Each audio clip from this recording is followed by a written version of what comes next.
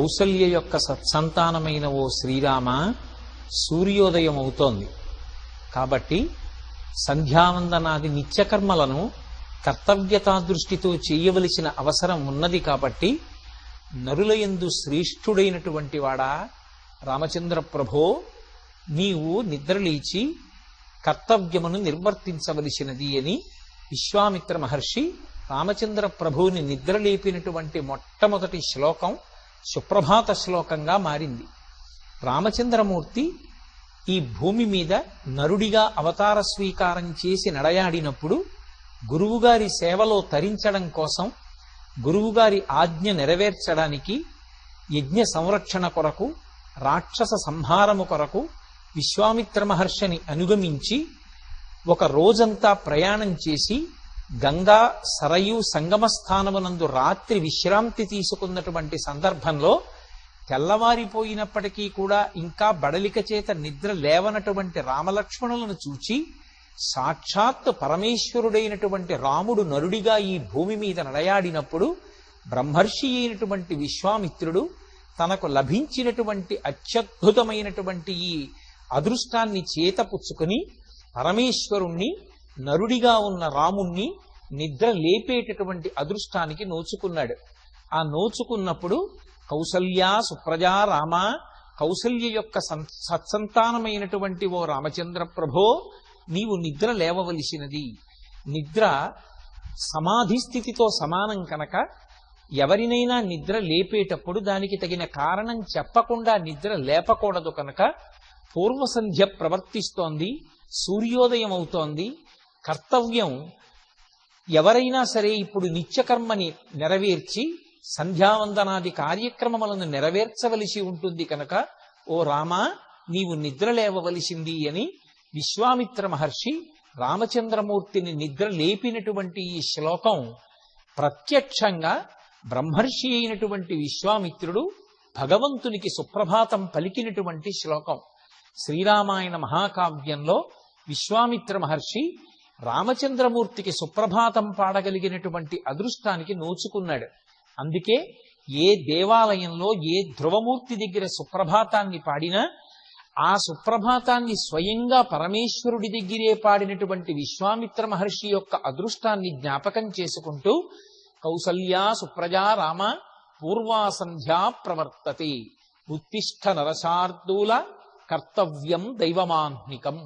నిత్యకర్మని నెరవేర్చడం నీ కర్తవ్యము సుమా అంటూ కర్తవ్యతానిష్టని ప్రబోధం చేస్తూ ప్రారంభమైన సుప్రభాత. ఉత్తిష్టోత్తిష్ఠ గోవింద ఉత్తిష్ఠ గరుడధ్వజ అంటారు ఈ శ్లోకంలో. స్వామిని 3 పేర్లు పెట్టి పిలుస్తున్నారు. స్వామి నిద్రలే, స్వామి నిద్రలే, స్వామి నిద్రలే అని 3 నామములతో పిలిచి విజ్ఞాపన చేస్తున్నారు. మొట్టమొదట గోవిందా అని పిలిచారు. ఓ గోవిందా, నీకు శుభోదయమగుగాక. గరుడధ్వజ, నీకు శుభోదయమగుగాక. కమలాకాంత, నీకు శుభోదయమగుగాక. అటువంటి పేర్లు కలిగినటువంటి ఓ స్వామి, నీవు నిద్రలేచి 3 లోకములకు మంగళమును చేయవలసినది అని ప్రార్థన చేస్తున్నారు. ఉత్తిష్టోత్తిష్ట గోవింద ఉత్తిష్ట గరుడధ్వజ ఉత్తిష్ట కమలాకాంత త్రైలోక్యం మంగళం కురు. భాగవతం 10వ స్కంధంలో శ్రీకృష్ణ పరమాత్మ చాలా చిన్న పిల్లవాడిగా ఉన్నప్పుడే 7 రాత్రులు 7 పగళ్ళు గోవర్ధనోద్ధరణం చేసి తన చిటికిన వేలు మీద ఆ కొండని ఎత్తి పట్టి ఆ కొండ కింద చేరిన వారిని రక్షించడమే కాకుండా ఆయన ఎక్కడ కొండ విడిచిపెట్టేస్తాడో, కొండ కిందకి వెడితే ప్రమాదం సంభవిస్తుందని కృష్ణుణ్ణి నమ్మి కొండ కిందకి వెళ్ళనిటువంటి వాళ్ళని కూడా బాలుండీతడు కొండదొడ్డది మహాభారంబు సైరింపగా జాలండోయని దీని కింద నిలువని చింతింపగా బోలదు అంటూ, ఓ బంధువులారా నన్ను నమ్మండి, నేను కొండ వదలను, వచ్చి కొండ కింద చేరండి అని పిలిచి రక్షించినటువంటి ఆ లీల గోవింద లీల. అందుకే కృష్ణావతారంలో గోవిందుడిగా పట్టాభిషేకం, గోవింద పట్టాభిషేకం. కాబట్టి ఆ గోవిందనామంతో పిలుస్తున్నారు, రక్షకత్వానికి మారుపేరు కనుక. గరుడధ్వజ మహాభారతంలో వర్ణిస్తారు. గరుత్మంతుని యొక్క రెక్కలు అల్లార్చినప్పుడు వేదనాదాలు వినపడతాయి. ఆయన ఎప్పుడు గరుత్మంతుణ్ణి అధిరోహించి వచ్చినా రాక్షస సంహారం చేసి శిష్టులను పరిపాలించి ధర్మ సంస్థాపన చేస్తాడు.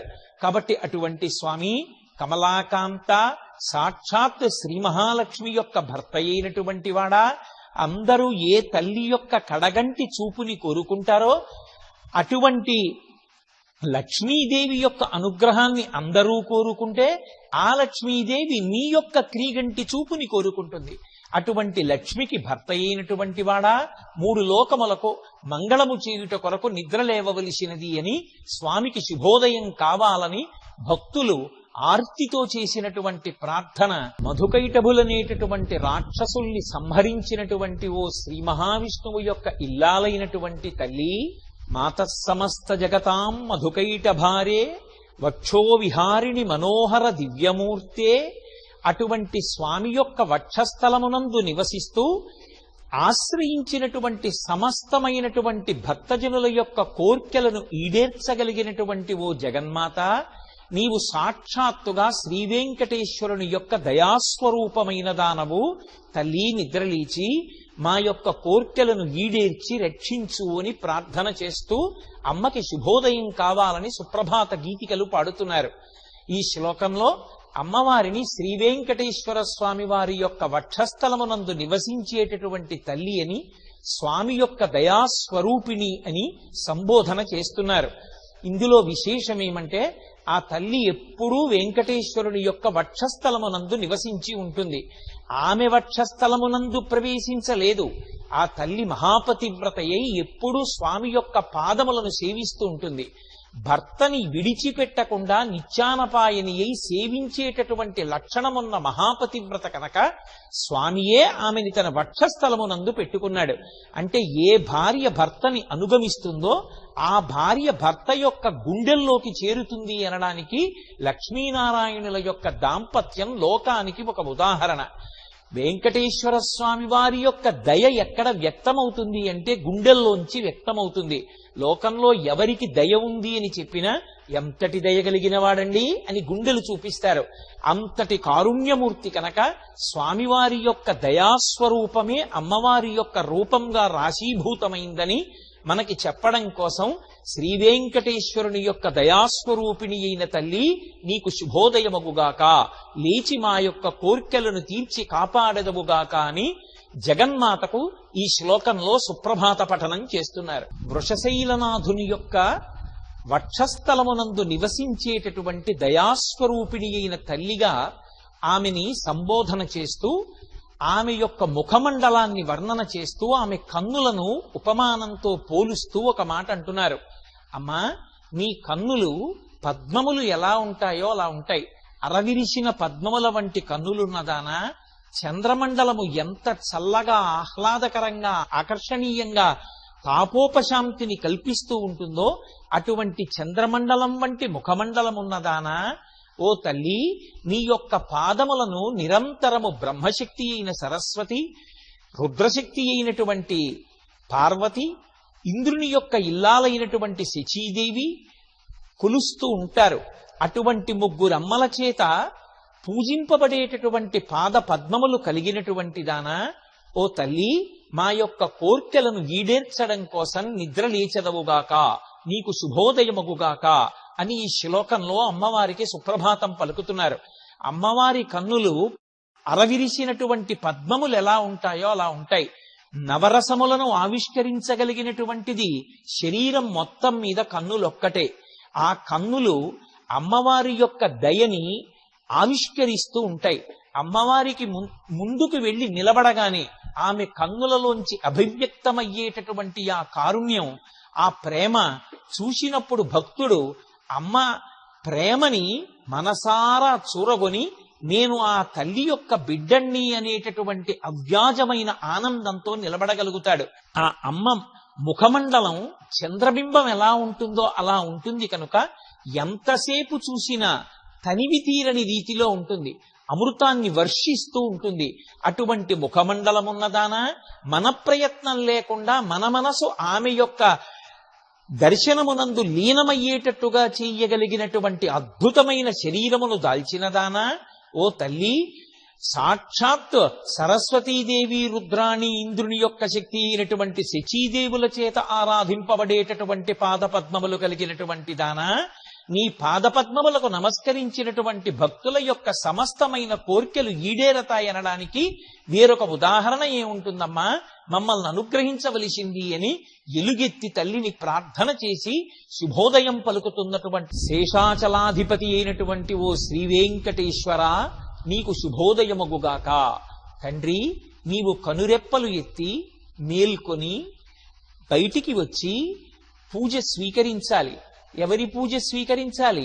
అత్రి మొదలైనటువంటి సప్తర్షులు నిన్ను సేవించాలనేటటువంటి ఉద్దేశ్యంతో స్నానాదులు పూర్తి చేసుకుని నిత్యకర్మ అయినటువంటి సంధ్యావందనాది కార్యక్రమాల్ని పూర్తి చేసుకుని ఆకాశగంగలో అరవిరిసినటువంటి పద్మములను చేత పట్టుకుని ఒక దేవాలయంలోకి ప్రవేశించేటప్పుడు పళ్ళు కాని పువ్వులు కాని పట్టుకుని వెళ్లాలన్న నిబంధనని సప్తర్షులు కూడా పాటిస్తూ, ఓ శ్రీ వెంకటేశ్వర, నీ పాదములను అర్చించాలనేటటువంటి ఆర్తితో వచ్చి నిలబడి ఉన్నారు.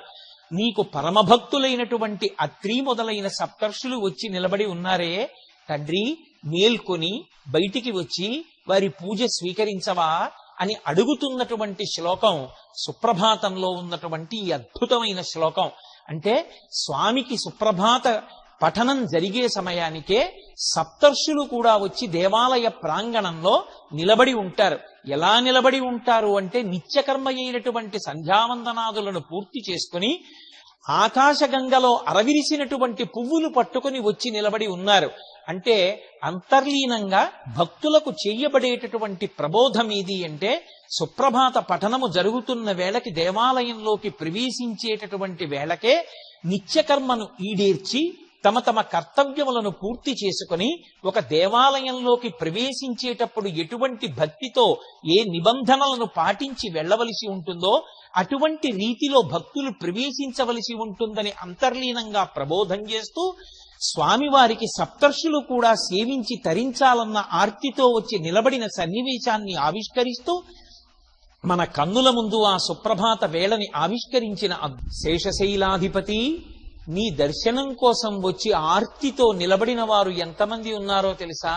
పంచాననాబ్జ భవషణ్ముఖ వాసవాద్యాహ. 5 ముఖములు కలిగినటువంటి పరమశివుడు, 4 ముఖములు కలిగినటువంటి చతుర్ముఖ బ్రహ్మగారు, 6 ముఖములు కలిగినటువంటి సుబ్రహ్మణ్యేశ్వరుడు, అలాగే దేవేంద్రుడు, వీళ్ళందరూ కూడా నీవు స్వీకరించినటువంటి ఆ అవతారాలు, ఆ అవతారాలలో నువ్వు భక్తుల పట్ల చూపించినటువంటి ఎనలేని ప్రేమ, ధర్మ సంస్థాపన కొరకు నువ్వు చూపించినటువంటి ఆర్తి, ధర్మాన్ని పోషించిన వాళ్ళు, ధర్మాన్ని అనుష్ఠించిన వారి యందు నువ్వు చూపించినటువంటి కారుణ్యము మనసులో స్మరిస్తూ వచ్చి నిలబడి ఉన్నారు. అలాగే తండ్రి, దేవతలకు గురువైనటువంటి బృహస్పతి పంచాంగ పఠనం చెయ్యడం కోసం వచ్చి నీ మ్రోల నిలబడి ఉన్నాడు. వారిని అనుగ్రహించడానికి ఓ వెంకటేశ్వర, కనురెప్పలెత్తి లేచి బయటికొచ్చి వారిని అనుగ్రహించవా, నీకు శుభోదయమగుగాక అని సుప్రభాతాన్ని పఠనం చేస్తున్నారు. ఈ శ్లోకాన్ని బట్టి మనకేమర్థమవుతుందంటే, సుప్రభాత వేళలో శ్రీవేంకటేశ్వర దర్శనాన్ని పొందాలనేటటువంటి ఆర్తి సామాన్యమైనటువంటి భక్తులే కాదు. 3 మూర్తులలో 2 చతుర్ముఖ బ్రహ్మగారు పరమశివుడితో కలిపి షణ్ముఖుడైనటువంటి సుబ్రహ్మణ్యేశ్వరుడు, దేవతాధీశుడైనటువంటి దేవేంద్రుడు, దేవతలకి గురువైనటువంటి బృహస్పతి ఆ వెంకటేశ్వరుని యొక్క దేవాలయ ప్రాంగణంలో స్వామివారి యొక్క సమక్షంలో పంచాంగ పఠనం చెయ్యాలని ఆర్తితో బయలుదేరి వీరందరూ వచ్చి నిలబడి ఉన్నారు.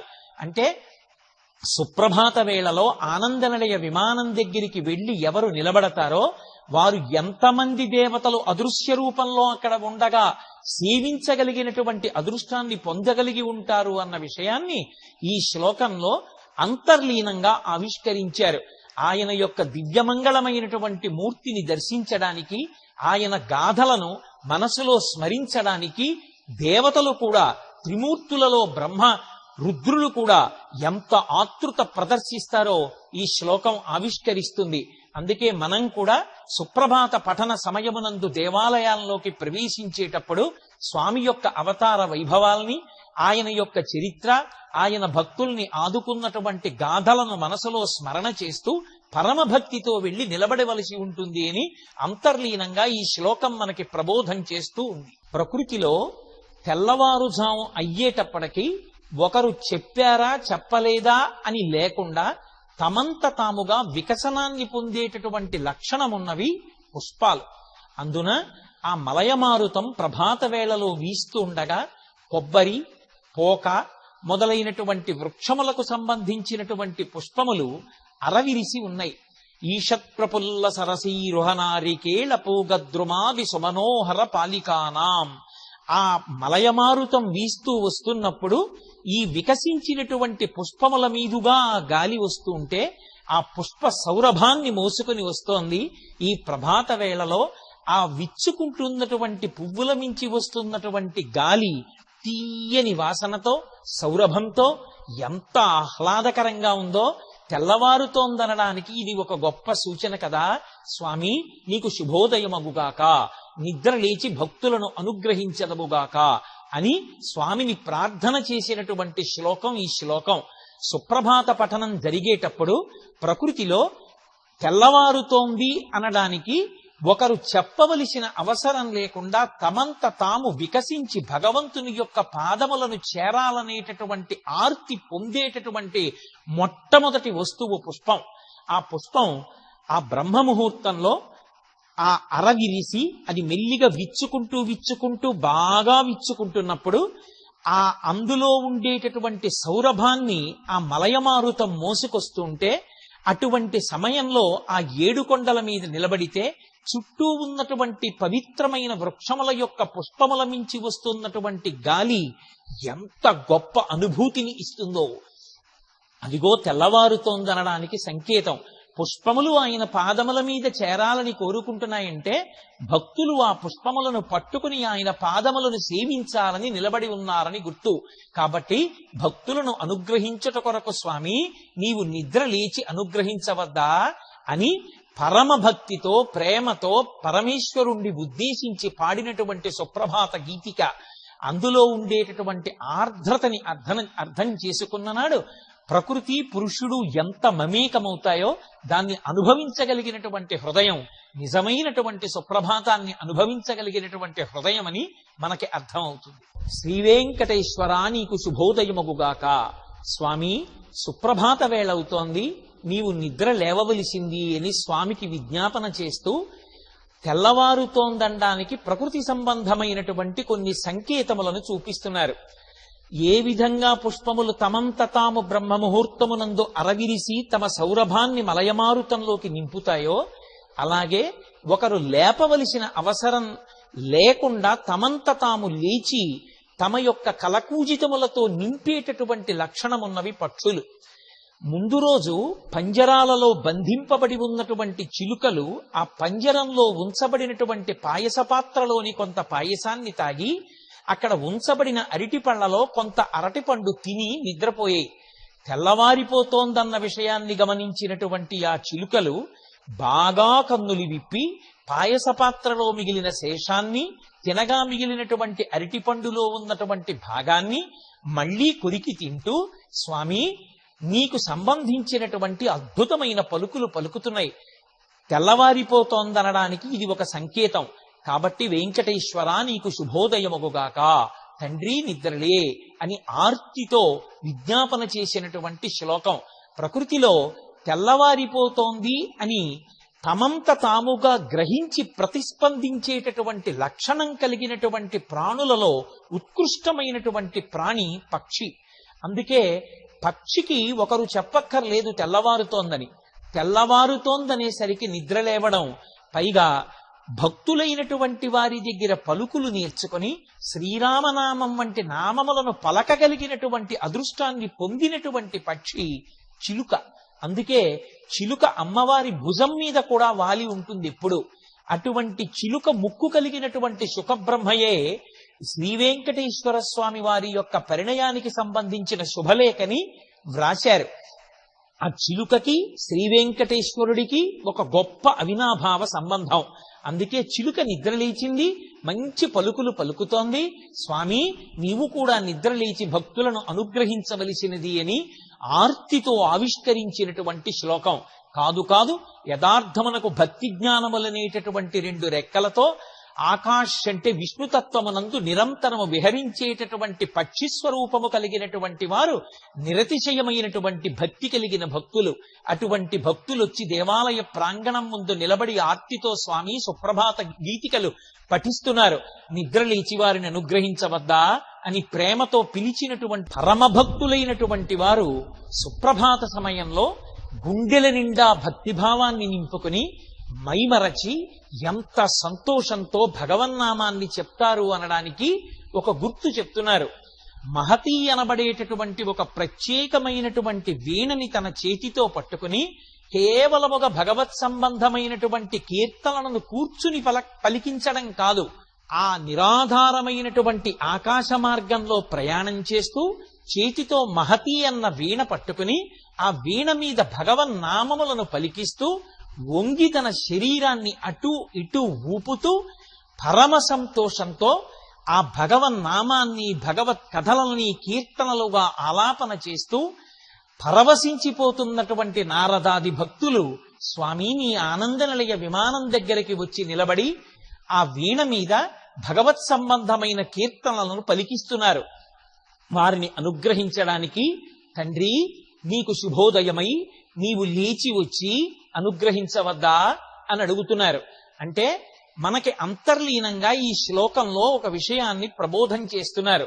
భగవత్ సంబంధమైనటువంటి విషయాన్ని సుప్రభాత సమయంలో అనుభవించేటప్పుడు కేవలంగా ఏదో నిలబడి యాంత్రికంగా చెప్పడం కాదు, ఆ ఆనందం లోపల నిండిపోతే బాగా నీటితో నిండిపోయినటువంటి బింది మీద ఉన్నటువంటి గొట్టంలోంచి పడుతున్నటువంటి నీళ్లు ఇంకా బిందెలో పట్టకపోతే బిందె యొక్క అంచుల వెంట నీళ్లు కారిపోయినట్టు లోపల నిండిపోయినటువంటి భక్తి చేత కలిగినటువంటి ఆనంద తరంగములు లోపల పట్టక పైకి శరీరము యొక్క విన్యాసములుగా అభివ్యక్తమయ్యేటట్టుగా సుప్రభాత సమయమునందు సంతోషించి కీర్తించగలిగిన వాడెవరుంటాడో వాడు ధన్యుడు అని, అటువంటి కీర్తన చేయగలిగినటువంటి మహాభక్తుడు నారదుడని ఆ సన్నివేశాన్ని మన కన్నుల ముందు ప్రత్యక్షంగా ఆవిష్కరింపచేసి మనోదర్పణంలో చూడడానికి అవకాశం ఇచ్చినటువంటి అందమైనటువంటి రీతిలో ఆ ప్రకృతి యొక్క సంకేతాల్ని చూపిస్తున్నారంటే, పక్కనే ఉన్నటువంటి సరోవరంలో అరవిరిసినటువంటి తామర పువ్వులలో ఉండేటటువంటి మకరందాన్ని పానం చేయడం కోసం తుమ్మెదలు గుంపులు గుంపులుగా బయలుదేరి వచ్చాయి. ఆ బయలుదేరి వచ్చినటువంటి తుమ్మెదలు అరవిరిసిన పద్మాలలో ఉండేటటువంటి మకరందాన్ని కడుపు నిండా తాగాయి. ఇప్పుడు ఆ కడుపు నిండిపోయినటువంటి ఆ తుమ్మెదల యొక్క సమూహములు అనుకున్నాయిట, మనం వెళ్ళి శ్రీవేంకటేశ్వరుని యొక్క పాదపద్మములను సేవిద్దాం. ఇప్పటి వరకు బాహ్యంలో ఉండేటటువంటి పద్మములయందున్న మకరందాన్ని తాగాం, ఇప్పుడు మత్తిక్కి పడుకోవడం కాదు, ఇప్పుడు పరమ సంతోషంలో వెళ్ళి వెంకటేశ్వరుని యొక్క పాదార విందములను సేవిద్దామని గుంపులు గుంపులుగా బయలుదేరి వచ్చి నిలబడి ఉన్నాయి. స్వామి కను తెరిచి బయటికి వచ్చి వాటిని అనుగ్రహించి వాటి యొక్క భక్తిని స్వీకరించదముగాక, నీకు శుభోదయముగాక అంటారు. సుప్రభాత సమయంలో ఉండేటటువంటి ప్రకృతి సంబంధమైన విశేషాన్ని వర్ణించడంలో ఈ శ్లోకం ఒక అద్భుతాన్ని ఆవిష్కరించింది. ఎందుచేత అంటే సూర్యుని యొక్క లేత కిరణములు తగిలేటప్పటికి సరోవరాలలో ఉండేటటువంటి పద్మాలు తమంత తాము వికసించడం మొదలు పెడతాయి. పద్మం వికసించడం మొదలు పెట్టేటప్పటికీ ఆ పద్మంతోనే కలిసి అదే సరోవరంలో పుట్టినటువంటి కప్పకి కాని, చాపకి కాని, నత్తకి కాని, పీతకి కాని ఆ పద్మంలో ఉన్న మకరందం యొక్క విలువ తెలియదు. ఎక్కడో ఉన్నటువంటి తుమ్మెదలు సమూహాలుగా వచ్చి పద్మాలలో ఉండేటటువంటి మకరందాన్ని పానం చేస్తాయి. అవి కేవలం మకరంద పానం చేసి ఊరుకోలేదు, మకరంద పానం చేసేటప్పుడు ఝంకారాన్ని ఆపేయి. మకరందపానం అయిపోయాక మళ్ళీ తిరిగి ఝంకారం చేస్తున్నాయి. దేనికోసం? ఇప్పటి వరకు అవి తేనె తాగింది బాహ్యంలో ఉన్న అరవిందములయందు, ఇప్పుడు అవి భగవంతుని యొక్క పాదారవింద సేవనము కోసం బయలుదేరాయి. అంటే షట్పదము అంటారు. పంచేంద్రియములు మనస్సు కలిపి 6 కాళ్లతో కూడినటువంటి షట్పదమై భక్తులైనటువంటి వారు భగవంతుని యొక్క పాదముల యందు ఉండేటటువంటి ఆ ఆనంద మకరంద ద్రవాన్ని పీల్చి తమలో తాము రమించిపోయేటటువంటి స్థితిని పొందడానికి ఉద్యుక్తులై నిలబడి ఉన్నటువంటి సన్నివేశాన్ని అంతర్లీనంగా ఆవిష్కరించిన శ్రీ వెంకటేశ్వరునికి కృష్ణ పరమాత్మకి ఉన్న అభేద తత్వాన్ని ఆవిష్కరిస్తున్నారు. అసలు యథార్థానికి భవిష్యోత్తర పురాణంలో ఆయన జనకో వసుదేవస్య ఆ దేవకీ జననీమమా అని చెప్పుకున్నాడు. దేవకీ వసుదేవులు నా తల్లిదండ్రులు, నేను కృష్ణుండని.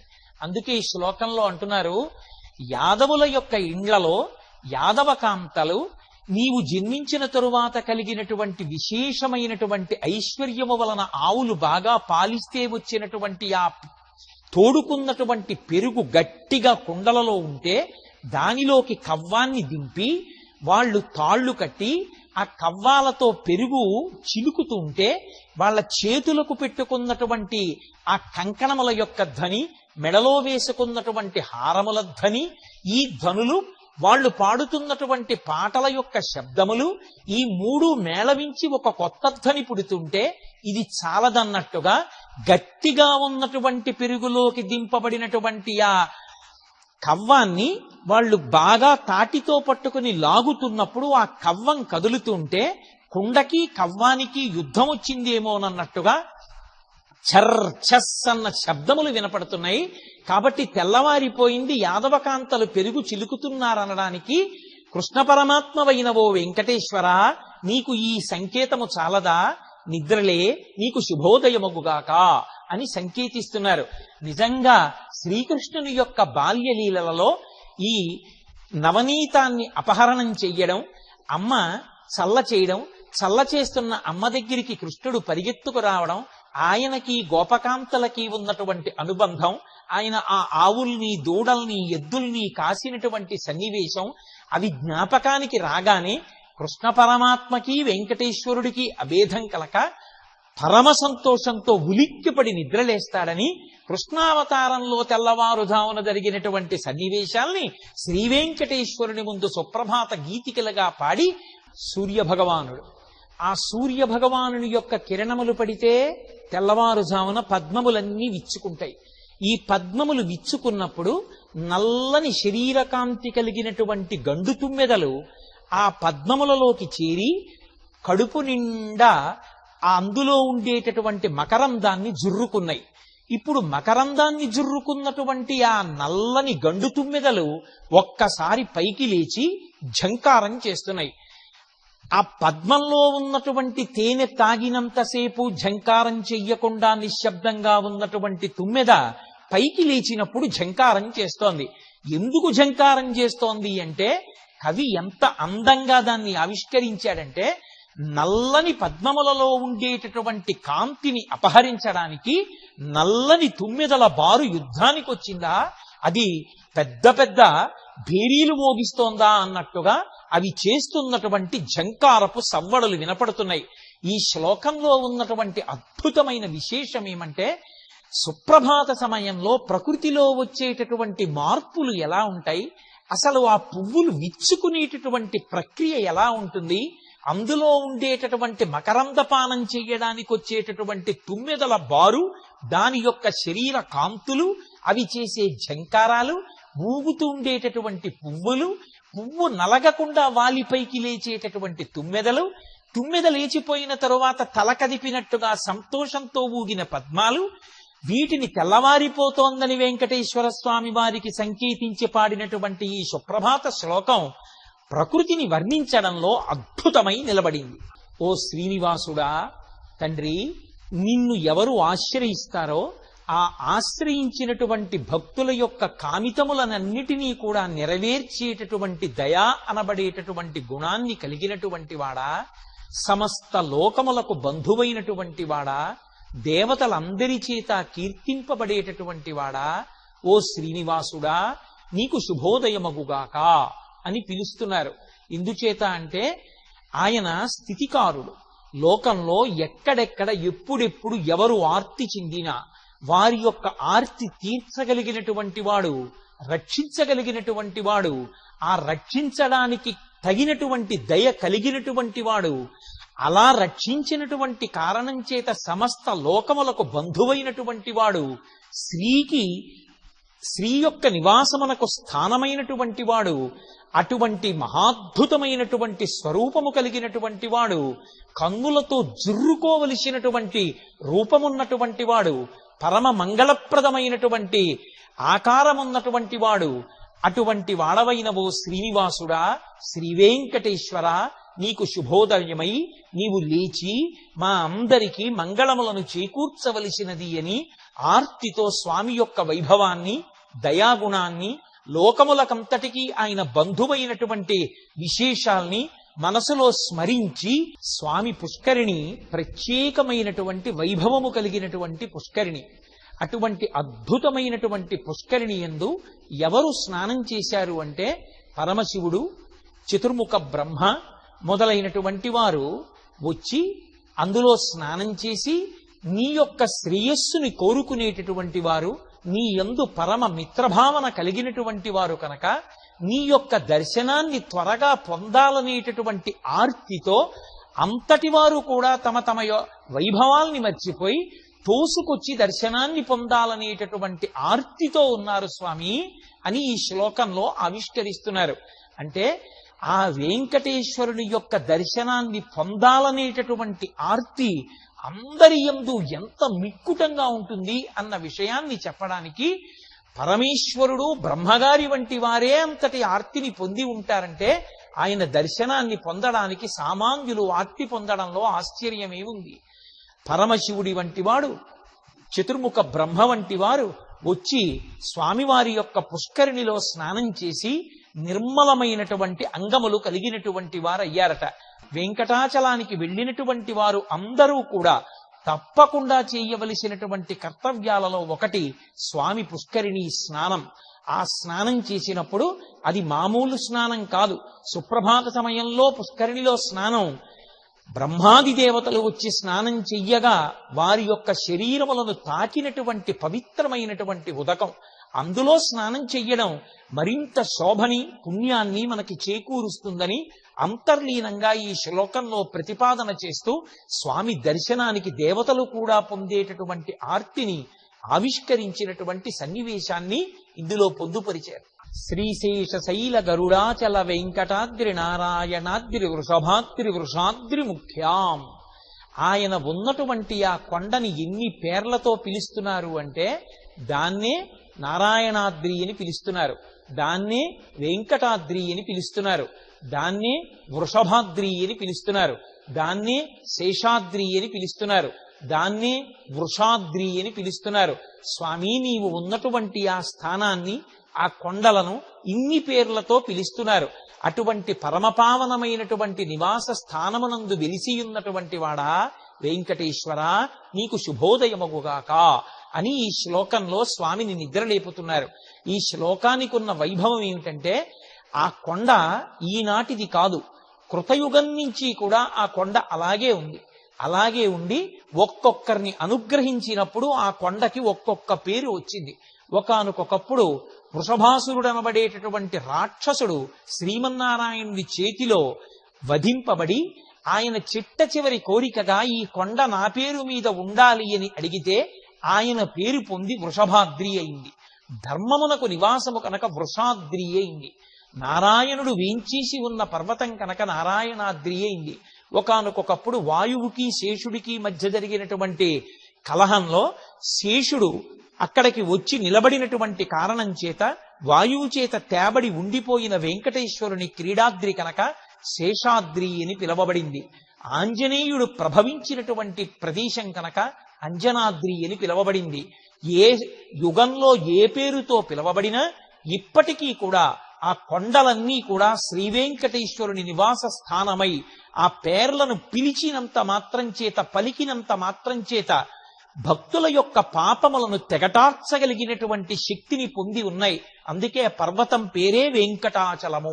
వేం కటతే పాపం యస్మాత్ పాపదహన శక్తితః అంటారు పురాణంలో. పాపములను కాల్చగలిగినటువంటి శక్తి ఆ పర్వతానికి ఉంది. అందుకే స్వామి నివాస స్థానమైన ఆ కొండల యొక్క పేర్లు ఒక్కసారి భక్తుల చేత పలికించడానికి ఈ శ్లోకంలో ఆ కొండల పేర్లన్నీ ఒకసారి చెప్పబడ్డాయి. భక్తుల నుండి దిక్పాలురందరూ శ్రీవేంకటేశ్వరుని సేవ చెయ్యడానికి సుప్రభాత సమయంలో వచ్చి నిలబడేటటువంటి విశేషాన్ని వర్ణిస్తున్నారు. ఈశాన్య దిక్కు నుండి సాక్షాత్ పరమశివుడు బయలుదేరి వచ్చాడు.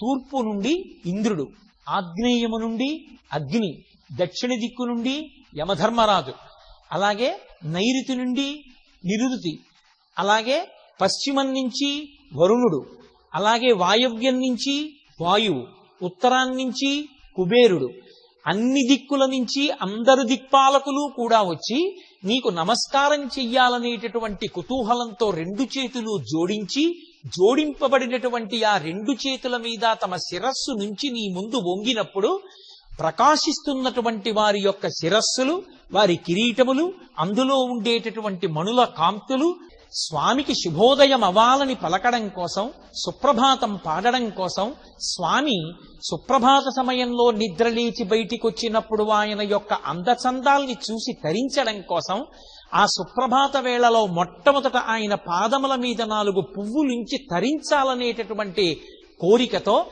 అన్ని దిక్కుల నుండి దిక్పాలురే వచ్చి నమస్కరిస్తూ తమ యొక్క శిరస్సులను వంచి శిరస్సుల యొక్క ఊర్ధ్వభాగముల యందు కాంతులు భక్తులు దర్శించడానికి వీలుగా నిలబడి ఉన్నారు అంటే సుప్రభాత సమయంలో సప్తర్షి మండలం దగ్గర నుండి నారదాదుల నుండి అష్టదిక్పాలుల నుండి బ్రహ్మ, ఇంద్రుడు, సనకసనందనాది పరమభక్తుల నుండి అందరూ వచ్చి ఆలయ ప్రాంగణంలో నిలబడి ఉంటారు.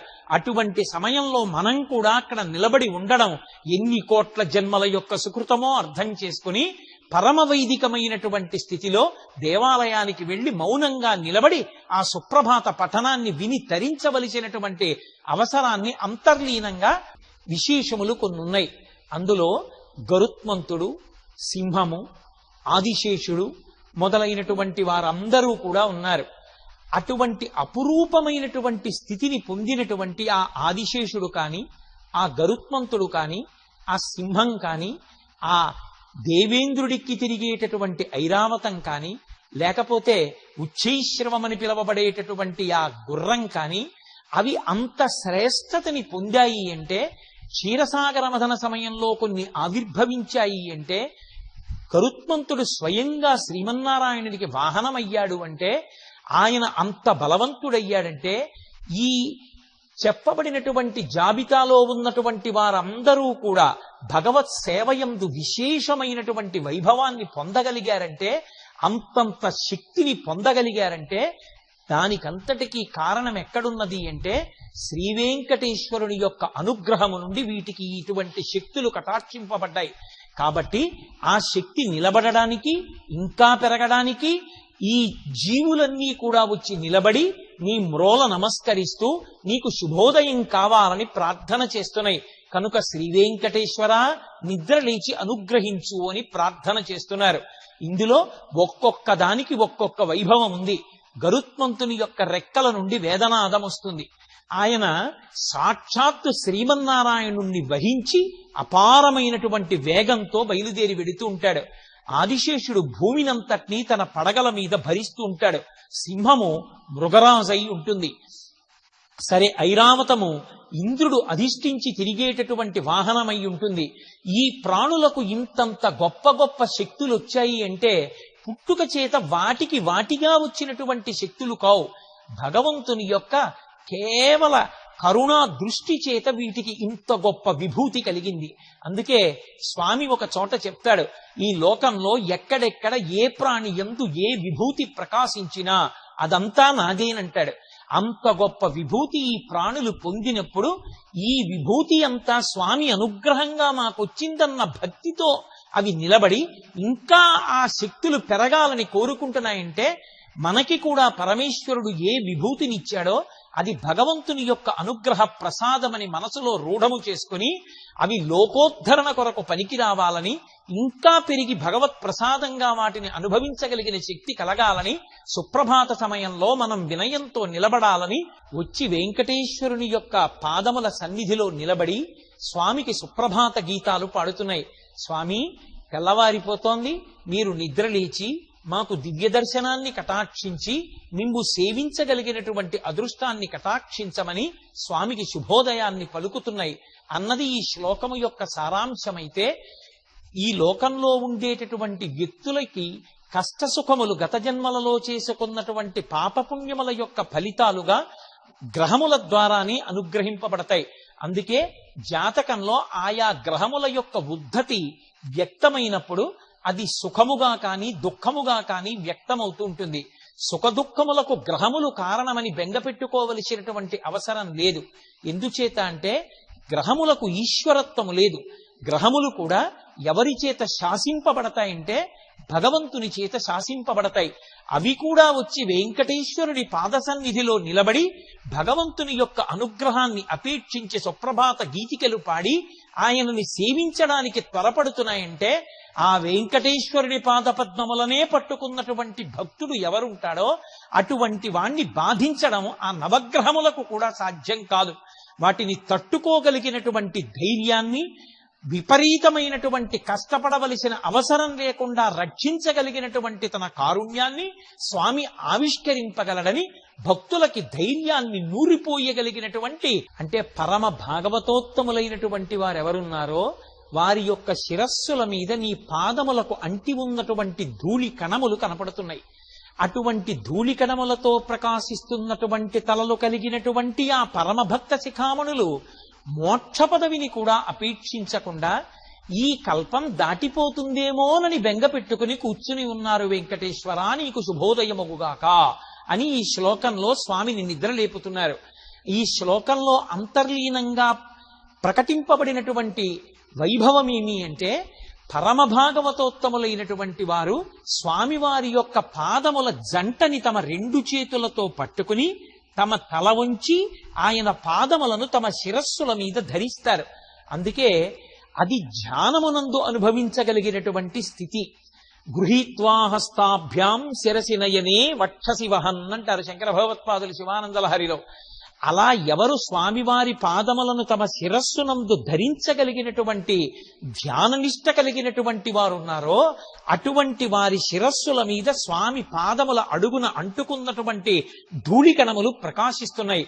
అంతటి ధార్మికులు, ధ్యాననిష్టాగరిష్ఠులు, భక్తి శేఖరులైనటువంటి భాగవతోత్తములు పొందేటటువంటి చిట్ట చివరి ప్రయోజనం మోక్షమే.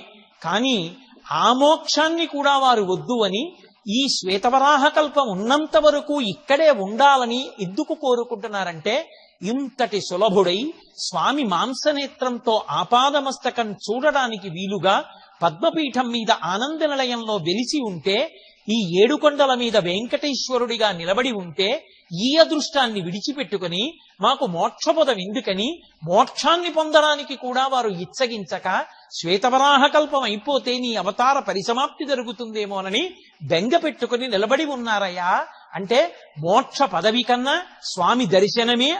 తాము శరీరంతో ఉన్నంత కాలమో పరమ భక్తితో ధార్మికంగా జీవనం చేసినటువంటి భాగవతోత్తములైనటువంటి వారు శరీరాలు విడిచిపెట్టేసిన తరువాత ఊర్ధ్వలోకవాసం చెయ్యడం కోసం, స్వర్గాది లోకములను పొందడం కోసం వారు వెళ్ళిపోతున్నటువంటి సమయంలో ఆ స్వర్ణకాంతులు విరజిమ్ముతున్నటువంటి ఆనంద నిలయ విమానం వంక చూసి, మాకు ఆ స్వర్గాది పదవులు కూడా వద్దు, మాకు దేవతా పదవులొద్దు, మాకు ఊర్ధ్వలోకవాసమొద్దు, మేము ఈ భూమండలంలో ఈ ఆనంద నిలయ విమానాన్ని చూస్తూ ఇక్కడే ఉండిపోతాం, వెంకటేశ్వరుని పాదసేవ చేస్తామని పరమభాగవతోత్తములైనటువంటి వారు కోరుకుంటున్నారు.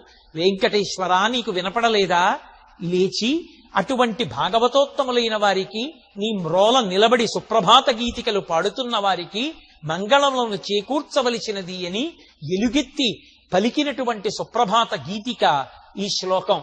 అంటే సాధారణంగా ఈ లోకంలో పరమభక్తితో ధార్మికమైనటువంటి జీవితాన్ని గడిపి అనేకమైనటువంటి పుణ్యములను చేసినటువంటి వారు శరీరం పడిపోయిన తరువాత మోక్ష పదవినైనా అలంకరిస్తారు, అథవా స్వర్గాది లోకములను యందు వాసము చెయ్యడానికి ఆ ఊర్ధ్వలోకముల వైపుకి వెళ్ళిపోతారు.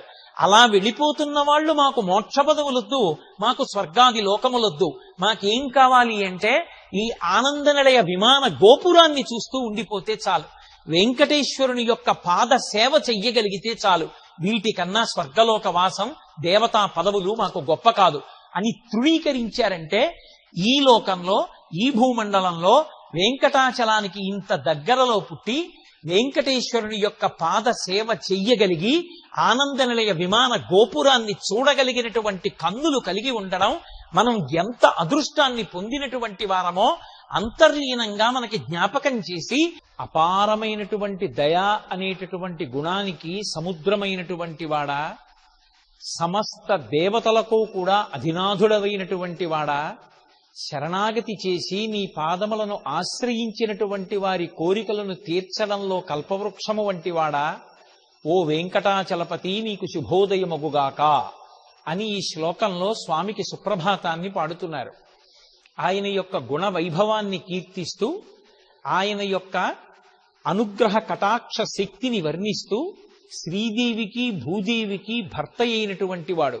లోకంలో అందరూ తమ తమ జీవనం కోసమని లక్ష్మీదేవి యొక్క అనుగ్రహాన్ని అపేక్షించి, అలాగే భూదేవి యొక్క అనుగ్రహాన్ని అపేక్షించి పాడి పంటలతో సకల భోగాలతో తులతూగాలని కోరుకుంటుంటే, ఆ శ్రీదేవి భూదేవి ఎల్లవేళలా కూడా తమ భర్త యొక్క కడగంటి చూపు కోసమని శ్రీ వెంకటేశ్వరుని వంక చూస్తూ ఉంటారు.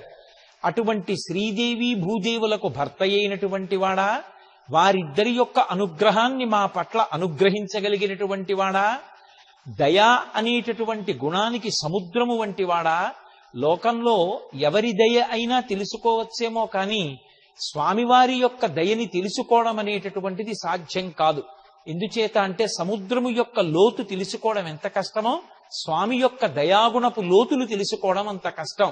అందుకే దయా అనబడేటటువంటి గుణానికి సముద్రము వంటి వాడా, దేవతలకందరికీ కూడా అధినాథుడవైన వాడా, మూడు లోకములకు నాయకుడా, సాక్షాత్తు శేషుడు గరుత్మంతుడు వంటి వారి చేత పూజింపబడేటటువంటి పాదపద్మములు కలిగినటువంటి వాడా, అంతటి మహనీయమూర్తులే ఆయన పాదములను పూజించి ఆయన యొక్క అనుగ్రహ బలం చేత అటువంటి విభూతిని పొందగలుగుతున్నారంటే, మనందరం కూడా ఏ పాదములను పట్టి పూజించాలో పరోక్షంగా మనకి తెలియచేస్తూ, శ్రీమన్ననంత గరుడాది బిరర్చితాంఘ్రే శ్రీ వెంకటాచలపతే తవ సుప్రభాతం. అటువంటి విభవము కలిగినటువంటి ఓ వెంకటాచలపతి నీకు శుభోదయమగుగాక. స్వామి కన్ను తెరిచి నిద్రలేచి మమ్మలను అనుగ్రహించవలసినది అని వైకుంఠమునందు నివసించేటటువంటి వాడా, చేత సుదర్శన చక్రమును ధరించినటువంటి వాడా, సుదర్శన చక్రపాణి ఇన్ని నామములతో విరాజిల్లేటటువంటి వాడా, ఓ మాధవ, మా అంటే లక్ష్మి, లక్ష్మికి భర్త అయినటువంటి వాడా, ఓ వెంకటాచలపతి నిన్ను ఆశ్రయించినటువంటి వారి యొక్క కోర్కెలు తీర్చడంలో కల్పవృక్షము వంటి వాడా, స్వామి మమ్ములను అనుగ్రహించి నీకు శుభోదయమై నీవు నిద్రలేచి బయటికొచ్చి మమ్మల్ని అనుగ్రహించవలసినది అని సుప్రభాతం పాడుతున్నారు.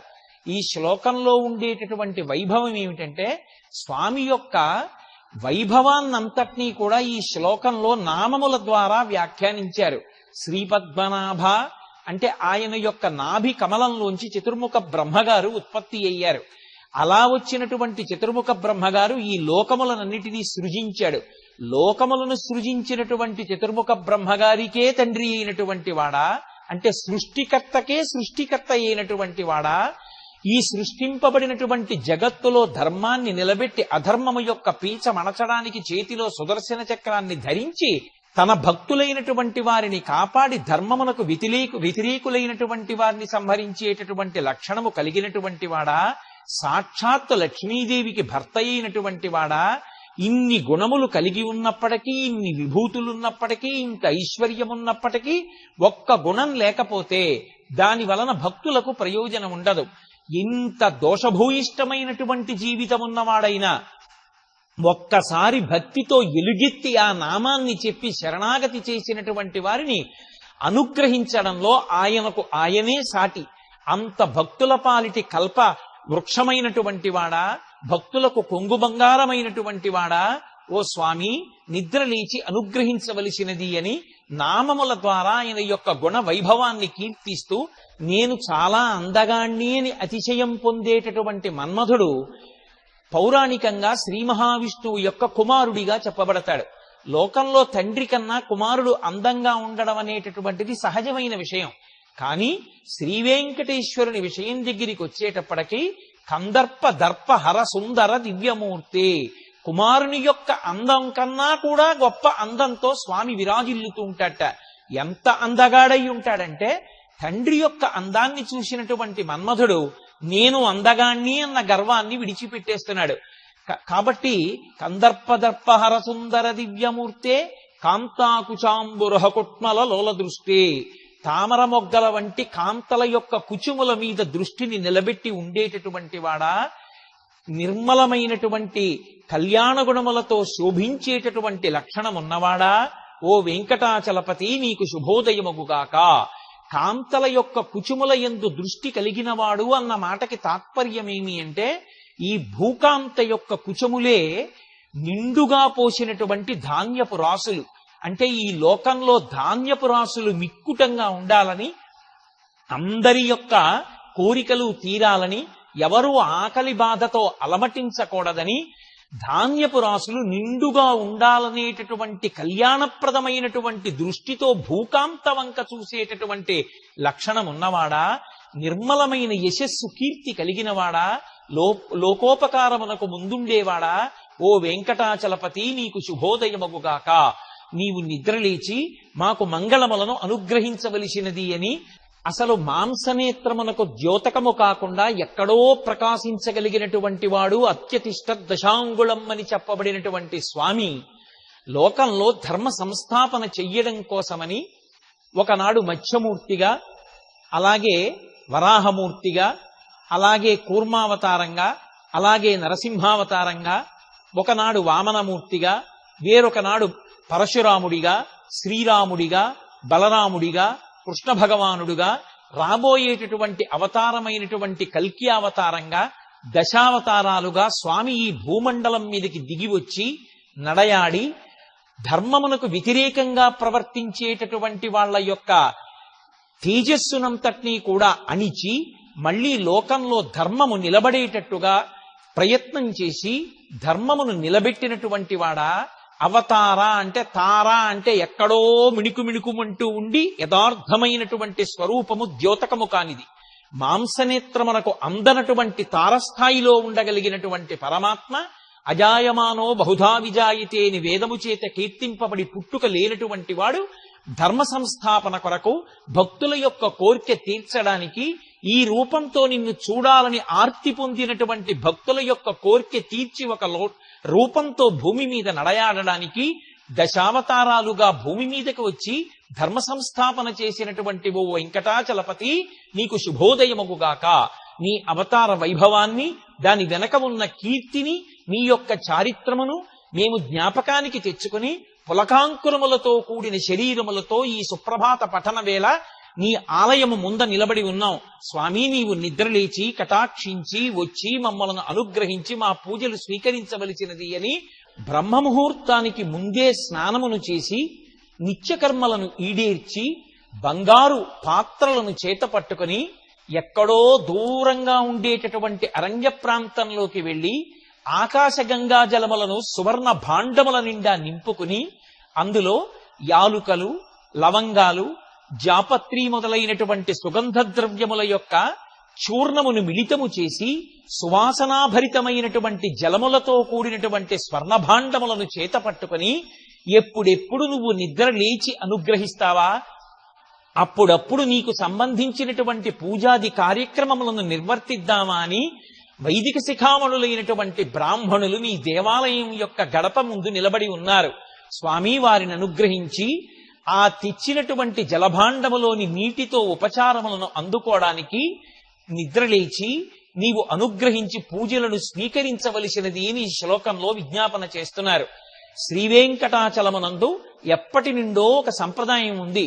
తిరుమల నంబి గారి యొక్క కథని పరిశీలనం చేస్తే అప్పటి నుంచే తెల్లవారుజామున 3 గంటల వేళలో కాలికి చెప్పులు కూడా వేసుకోకుండా పాప వినాశనం ఉన్నటువంటి అరణ్య మార్గం గుండా వెళ్లి ఆకాశగంగా జలములను భాండములో పట్టుకుని ఆ నీటిని తీసుకుని వచ్చి తెల్లవారుజామున సుప్రభాతం అయిపోగానే జరిగేటటువంటి వైదిక క్రియాకలాపమునందు దాన్ని వాడడం కోసం వైదిక నిష్ఠాగరిష్ఠులైనటువంటి బ్రాహ్మణులు వచ్చి స్వామి గడప ముందు నిలబడుతూ ఉంటారు. ఆ నీటి యందు అనేకమైనటువంటి పరిమళ ద్రవ్యములను కలుపుతారు. సువాసనలను విరజిమ్మేటటువంటి ఆ పరిమళ ద్రవ్యములు కలపబడినటువంటి ఆ సుగంధ జలములతో కూడుకున్నటువంటి స్వర్ణభాండములతో వైదిక నిష్ఠాగరిష్ఠులైనటువంటి బ్రాహ్మణులు నీ గడప ముందు నిలబడి నీ పూజలు చేయాలని ఆర్తి పొంది ఉన్నారు. అనుగ్రహించి వారి సేవలు స్వీకరించడానికి స్వామి నిద్రలే, నీకు శుభోదయమగుగాక అని పరమ ఆర్తితో పిలిచినటువంటి శ్లోకము. మళ్ళీ ప్రకృతి సంబంధమైనటువంటి కొన్ని సూచనలను విజ్ఞాపన చేస్తున్నారు. భాస్వానుదేతి వికచాని సరోరుహాని అంటూ స్వామి అదిగో సూర్యుడు ఉదయిస్తున్నాడు. అందుకే ఆకాశంలో ఎరుపు రంగు కనపడుతోంది. పద్మములన్నీ సరోవరముల యందు అరవిరిసి ఉన్నాయి. దానికి తోడుగా మధురమైనటువంటి ఝంకారములు చేస్తూ తుమ్మిదల యొక్క గుంపులు ఆ తామర పూలలో ఉన్నటువంటి ఆ మధువుని సేవించి ఆనందంతో రొద చేస్తూ నీ పాద సంసేవనము కొరకు ఆనందనిలయ విమానంలోకి ప్రవేశిస్తున్నాయి. ఎక్కడో ఉన్నటువంటి పక్షులన్నీ కూడా నిద్రలేచి కలకూజితములను చేస్తూ తమ తమ కార్యముల యందు ప్రవర్తిస్తున్నాయి. ఇవన్నీ తెల్లవారిపోతోంది అనడానికి గుర్తు. శ్రీవైష్ణవులైనటువంటి వారు నీ యొక్క సేవలో తరించాలనేటటువంటి ఉద్దేశ్యంతో పరమ భక్తి భావనతో వారందరూ కూడా నీ యొక్క చారిత్రమును కీర్తన చేస్తూ నీ మీద పాటలు పాడుకుంటూ నీ దేవాలయము మ్రోల వచ్చి నిలబడి ఉన్నారు. సుప్రభాత వేళ ప్రారంభమైందని, లోకంలో తెల్లవారుతోందని, నిద్ర లేచి నువ్వు అనుగ్రహించవలసినటువంటి కాలం ఆసన్నమైందని ప్రకృతి సంబంధమైనటువంటి ఈ సంకేతముల చేత గుర్తిరిగి నిద్రలేచి శ్రీవైష్ణవులను ఇతర భక్తులను అనుగ్రహించడానికి స్వామి నిద్రలేచి రావలసినది అని బ్రహ్మాది దేవతలు, సనక సనందనాది యోగీశ్వరీశ్వరులైనటువంటి మహర్షులు కూడా తమ చేతులలో పూజాద్రవ్యములైనటువంటి పద్మములు, ఫలములు ఉంచుకుని స్వామి నీ యొక్క దేవాలయం గడప ముందు నిలబడి ఉన్నారు. నిన్ను సేవించడానికి సామాన్యమైనటువంటి భక్తజనమే కాదు, సాక్షాత్ సనక సనందనాదుల వంటి మహాజ్ఞానులు, వారిని కన్న తండ్రి అయినటువంటి చతుర్ముఖ బ్రహ్మగారు, వీరందరూ కూడా వచ్చి చేతిలో పూజాద్రవ్యములతో నిలబడి నిన్ను సేవించాలని ఆర్తితో ఉన్నారు. ఓ వెంకటాచలపతి, నీకు శుభోదయమగుగాక. నీవు నిద్రలేచి వారిని అనుగ్రహించి వారి యొక్క పూజలు స్వీకరించవలసినది అని విజ్ఞాపన చేస్తున్నారు. ఈ శ్లోకంలో ఉండేటటువంటి వైభవం ఏమిటంటే, సనక సనందనాది మహర్షులు వారు నిత్యము కూడా పసిప్రాయమునందే ఉంటారు. వారు జ్ఞానులు, తమలో తాము రమిస్తూ భగవద్ దర్శనాన్ని పొందుతూ ఉండేటటువంటి అటువంటి యోగులు కూడా దేవాలయ ప్రాంగణంలోకి ప్రవేశించి ఆనందనిలయ విమానంలో పద్మపీఠం మీద విరాజమానుడైనటువంటి శ్రీవేంకటేశ్వరుని యొక్క దర్శనాన్ని పొందాలని, ఆ చేతులలో ఉన్నటువంటి జలములతో ఆయన పాద ప్రక్షాళనము చెయ్యాలని, పట్టుకొచ్చిన పువ్వులతో ఆయన పాదములను పూజించాలని, తీసుకొచ్చినటువంటి ఫలములను ఆయనకి నివేదన చెయ్యాలని ఎంతో ఆర్తితో వచ్చి నిలబడతారట. మహాజ్ఞానులైనటువంటి సనకసనందనాదులు సాక్షాత్ 4 ముఖములతో వేదాన్ని చెప్తూ సృష్టికర్త అయినటువంటి చతుర్ముఖ బ్రహ్మగారు కూడా వచ్చి నీ యొక్క సేవ చెయ్యాలని ఆర్తితో నిలబడి ఉంటే, వారి యొక్క మనోరథం ఈడేరాలి అంటే స్వామి నీవు నిద్ర లేచి బయటికి వచ్చి వారి పూజ స్వీకరించినప్పుడు కదా వారి ఆర్తి తీరేది. అందుకని నీవు నిద్ర లేచి అనుగ్రహించవలసినది అని వీరందరూ వచ్చి అక్కడ నిలబడినప్పుడు మనం కూడా సుప్రభాత వేళలో అక్కడికి వెళ్లి వారితో కలిసి నిలబడడం అంటే మాంసనేత్రమునకు వారు ద్యోతకము కాకపోయినా అటువంటి తేజోమూర్తుల సరసన ఇటువంటి మన పాంచ భౌతికమైన శరీరంతో నిలబడగలగడం సుప్రభాత వేళలో ఎంత అదృష్టమో. నిరవధ్య గుణైక సింధో, అనేకమైనటువంటి కళ్యాణ గుణములకు సముద్రము వంటి వాడా, వేదాంత విద్య, వేదములు వేదాంతములకు మాత్రమే తెలిసిన్నటువంటి వైభవమును కలిగినటువంటి వాడా, సంసారమనేటటువంటి సముద్రాన్ని దాటించడంలో భక్తుల పాలిట వంతెన వంటి వాడా, ఓ కళ్యాణ గుణములకు చిరునామా అయినటువంటి వాడా, ఓ శ్రీవేంకటేశ్వర నీకు శుభోదయమగుగాక. నీవు నిద్రలేచి మమ్ములను అనుగ్రహించవలసినది అని ఈ శ్లోకంలో స్వామికి విజ్ఞాపన చేస్తున్నారు. లక్ష్మీ నివాస నిరవధ్య గుణైక సింధో సంసార సాగర సముత్తరణైకసేతో వేదాంత వేద్య నిజవైభవ భక్త భోగ్య. ఇన్ని గుణములు కలిగిన వాడైనప్పటికీ శ్రీవేంకటేశ్వరుని విషయంలో ఉండేటటువంటి అతిరమ్యమైన విషయం ఏది అంటే, ఏమీ తెలియనటువంటి వారైనా ఆయన యందు పరమ భక్తి కలిగినటువంటి భాగవతులు ఎవరుంటారో అటువంటి వారి చేత అనుభవింపబడేటటువంటి సులభసాధ్యుడైనటువంటి లక్షణము ప్రకాశించినటువంటి పరమాత్మ. అందుచేతనే నిజవైభవ భక్తభోగ్య అన్నారు. లక్ష్మీదేవికి అధినాథుడైన వేదాంతముల చేత మాత్రమే ఎరుగబడినటువంటి వైభవము కలిగినటువంటి వాడైనా, తనని నమ్మినటువంటి వారిని సంసారమును దాటించడంలో తెప్పవంటి వాడైనా, ఆయన అనుభవంలోకి వచ్చేది ఎవరికి అంటే పరమ భాగవతోత్తములై ఆయన యందు భక్తినిష్ట కలిగినటువంటి వారికి. అంతటి సులభ సాధ్యుడా, ఎంతటి దూరంగా ఉన్నట్టు కనపడతావో అంత దగ్గరగా ఉండేటటువంటి లక్షణమున్నవాడా, ఓ వెంకటేశ్వర నీకు శుభోదయముగాక. ఏ మానవుడు పరమ భక్తితో ఈ సుప్రభాతాన్ని పఠించాలని ప్రయత్నం చేస్తున్నాడో, లేదా ఈ సుప్రభాతాన్ని చదువుతున్నాడో, సుప్రభాతాన్ని చదువుతున్నాడు అంటే దాని యందు 2 లక్షణములు ఇమిడి ఉంటాయి. ప్రభాత కాలంలో ఇంకా సూర్యోదయం కాకముందు నిలబడి ప్రకృతిని పురుషుణ్ణి మనసులో అనుసంధానం చేసుకుంటూ స్వామివారు నిద్ర లేవాలనేటటువంటి భక్తి పారవస్యంతో ఏ భక్తుడు దీన్ని చదువుతున్నాడో లేదా చదవడానికి ప్రయత్నిస్తున్నాడో అటువంటి వానికి పారమార్థికమైనటువంటి దృష్టి కలుగుతుంది. అంటే భగవంతుడిచ్చినటువంటి ఈ శరీరాన్ని సక్రమంగా వినియోగించుకొని ధార్మికమైనటువంటి జీవనాన్ని గడిపి భగవంతుణ్ణి చేరుకోవడానికి దీన్ని పనిముట్టుగా వాడుకోవాలనేటటువంటి స్పృహ లోపల బాగా బలీయముగా కలుగుతుంది. అటువంటి దృష్టి కలుగుతుంది.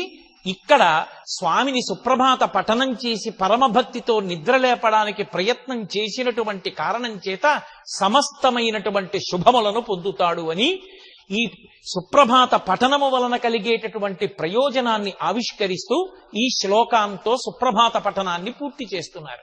ఇప్పటి వరకు భక్తులు పరమభక్తితో స్వామిని నిద్రలేవవలసినది అని సుప్రభాత పఠనం చేశారు.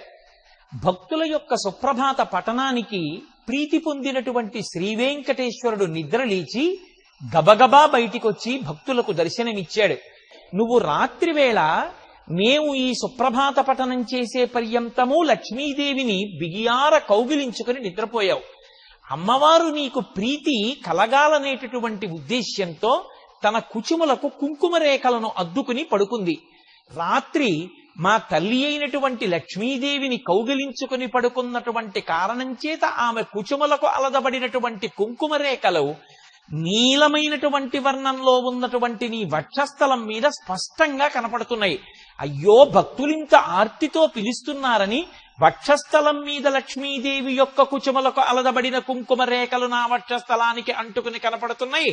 నేను దీన్ని ఉత్తరీయంతో కప్పుకుందామని కూడా చూడకుండా భక్తుల యొక్క ఆర్తితో చేసిన సుప్రభాతాన్ని విని నీవు నిలబడలేక పడుకోలేక గబగబా లేచి బయటికి వచ్చి దర్శనమిచ్చావు. ఆ దర్శనమిచ్చినప్పుడు కమలముల యొక్క రేకులు ఎలా ఉంటాయో అటువంటి నీ కనురెప్పలను పైకెత్తి వచ్చి నిలబడితే నీ వక్షస్థలం మీద ఉన్న ఆ గుర్తులు మాకు కనపడుతున్నాయి. ఓ జయశీలుడవైన వెంకటేశ్వర, నీ సౌలభ్యాన్ని చూసి భక్తుల యొక్క ఆర్తికి నువ్వు ప్రతిస్పందించేటటువంటి విధానానికి మేమందరం పరవశలమవుతున్నాం. స్వామి, నీవు జయశీలుడవగుదువుగాక. ఎంతమంది బయలుదేరి వచ్చారు అంటే 4 ముఖములు కలిగినటువంటి చతుర్ముఖ బ్రహ్మగారు, 6 ముఖములు కలిగినటువంటి సుబ్రహ్మణ్యుడు, దేవతా గణములలో ఉన్నటువంటి అనేక మంది దేవతలు, అనేక మంది భక్తులు బయలుదేరి వచ్చి స్వామి నీ ముంగిట నిలబడి ఉన్నారు. నీవెటువంటి వాడవు? శరణాగత వత్సలసారనిధే, శరణాగతి చేసినటువంటి భక్తుల పట్ల అపారమైనటువంటి వాత్సల్య గుణము కలిగినటువంటి వాడా, ఓ వెంకటాచలపతి, నీవు జయశీలుడవగుదువుగాక, నీవు మమ్ములను అనుగ్రహించదవుగాక అని స్వామిని స్తోత్రం చేస్తున్నారు. ఈ శ్లోకంలో ఉండేటటువంటి వైభవం ఏమిటంటే వాత్సల్యము అన్న మాటని ప్రయోగించారు. వాత్సల్యము అన్న మాట ప్రధానంగా ఆవుకి దూడకి చెల్లుతుంది. తాను శాకాహారి అయినా తన కడుపున మావితో పుట్టినటువంటి దూడ యొక్క మావిని ఆవు తన నాలుకతో నాకి శుభ్రం చేస్తుంది. అలాగే ఎన్ని పాపములు చేసిన వాడైనా, జీవితంలో తరించడానికి అవకాశము లేనివాడైనా శ్రీవేంకటేశ్వరుడు తప్ప నాకు వేరొక దిక్కు లేరని తన బలహీనతలు ఆయనతో చెప్పి, నీవే జోక్యం చేసుకుని మమ్మల్ని అనుగ్రహించాలని శరణాగత చేసినటువంటి భక్తుల పాలిట ఆయన పరమకారుణ్యమూర్తి. వారిని అనుగ్రహించడంలో తండ్రి నీకు నీవే సాటి. అటువంటి లక్షణము కలిగినటువంటి వాడా, అటువంటి సౌలభ్య గుణమున్నవాడా, తాను చేసినటువంటి దోషములు ఎటువంటివో స్వామితో ఎక్కడా కాపట్యము లేకుండా ఆవిష్కరిస్తున్నటువంటి స్థితిని చూపిస్తున్నారు. స్వామి, నేను నియమము తప్పినవాడను. నువ్వు వేదంలో ఎలా ప్రవర్తించాలని శాసనం చేశావో అలా ప్రవర్తించని వాడను. ఎన్నో అపరాధములను చేసినటువంటి వాడను. ఇన్ని అపరాధములు చేసినటువంటి వాడను నేనైతే వేదాంత దేశికులు చెప్పినట్టు అపరాధ చక్రవర్తిని. నేను నీ మ్రోలకు వచ్చి నిలబడి ఉన్నాను. కాని నీవు అపారమైనటువంటి దయాగుణము కలిగినటువంటి వాడవు. కాబట్టి నా యొక్క దోషములనన్నిటినీ కూడా నీవు క్షమించి, నీవు నీ అమృతహస్తంతో నా చేయి పట్టి నన్ను స్వీకరించి నన్ను కృతార్థుణ్ణి చెయ్యవలసింది అని ప్రార్థన చేస్తున్నారు. నీ చేత అనుగ్రహింపబడడానికి నాకు ఈ యోగ్యత ఉన్నది అని చెప్పకుండా, స్వామి ఏ యోగ్యత లేనివాడను, అన్నీ అపరాధములే చేసిన వాడను, కానీ నేను నీ అనుగ్రహాన్ని పొందడానికి ఉన్న ఒకే ఒక్క సాధనము నీ కారుణ్యము తప్ప వేరొకటి కాదు అని చెప్పడంలో పరమభక్తుడైనటువంటి వాడు భగవంతుని ప్రార్థన చేసేటప్పుడు అర్హతని చూపించకుండా ఆయన దయాగుణమే ఆయనని పొందడానికి తనకి అర్హత అని చెప్పడంలో, కేవలముగా భక్తులు ప్రార్థించిన తరువాత నిగ్రహానుగ్రహ ప్రదాతయై వారు చేసిన పాపపుణ్యములను పరిశీలించి కోర్కెలు తీర్చాలనేటటువంటి భావన కలిగినటువంటి వాడు కాడు. నేను తప్ప వారికి ఎవరున్నారు? ఆర్తో జిజ్ఞాసురర్థార్థి జ్ఞానీచ భరతర్షభ అని గీతలో నేనే కదా చెప్పాను. వారికి నేను తప్ప దిక్కెవరు? కాబట్టి వారు నా దగ్గరికి వచ్చి అడిగితే ఇవ్వడానికి సిద్ధంగా ఉండాలనేటటువంటి సహజమైన స్వభావము కలిగినటువంటి వాడా, ఆ కోర్కెలు తీరడానికి యథార్థమైనటువంటి ఆధార స్వరూపుడా, వేదములయందు పరదేవతా స్వరూపముగా వర్ణింపబడినటువంటి వాడా, శ్రీ మహాలక్ష్మికి భర్త అయిన వాడా, నీకు శుభోదయమై నీవు జయశీలుడవై మమ్ములను అనుగ్రహించదవుగాక అని స్వామి యొక్క గుణవైభవాన్ని ఈ శ్లోకంలో స్తోత్రం చేస్తున్నారు.